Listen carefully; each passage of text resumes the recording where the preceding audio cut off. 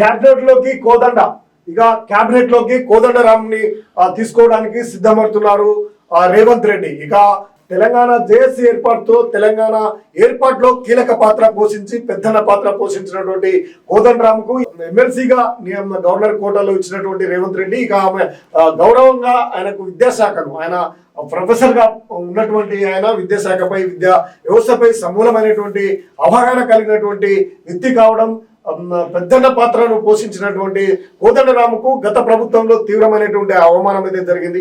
అటువంటి నేపథ్యంలో ప్రజలను ఆకర్షించడానికి కోదండరాంకు పెద్దపీట వేయాలనేది రేవంత్ రెడ్డి యొక్క ఉద్దేశంగా కనిపిస్తా ఉంది. అధిష్టానం కూడా ఆ సూచన మేరకు ఆయనకు మంత్రి పదవి ఇవ్వడానికి సిద్ధమవుతున్నారు. కీలకమైనటువంటి విద్యాశాఖను ఆయనకు కేటాయించనున్నారట. విద్యాశాఖను కేటాయించే అవకాశం మంత్రివర్గ విస్తరణకు సీఎం కసరత్తు. ఫిబ్రవరి తొలి వారంలో ముహూర్తం. 6 చోటు. మైనార్టీపై సందిగ్ధం.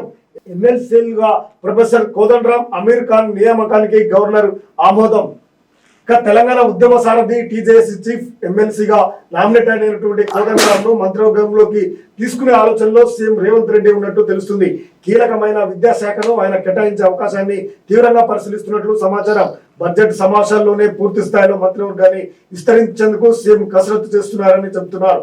ఈ నెలాఖరులోపు కసరత్తును పూర్తి చేసి ఆమోదం కోసం అధిష్టానానికి పంపనున్నారని తెలుస్తుంది. అధిష్టానం ఆమోదంతో ఫిబ్రవరి తొలి వారంలో ఆయన క్యాబినెట్ ను పూర్తి స్థాయిలో విస్తరిస్తున్నట్లు పార్టీలో ప్రచారం జరుగుతుంది. ప్రస్తుతం సీఎం సహా క్యాబినెట్ లో 12 మంది ఉన్నారు. మరో 6 విస్తరణతో ఛాన్స్ దక్కనుంది.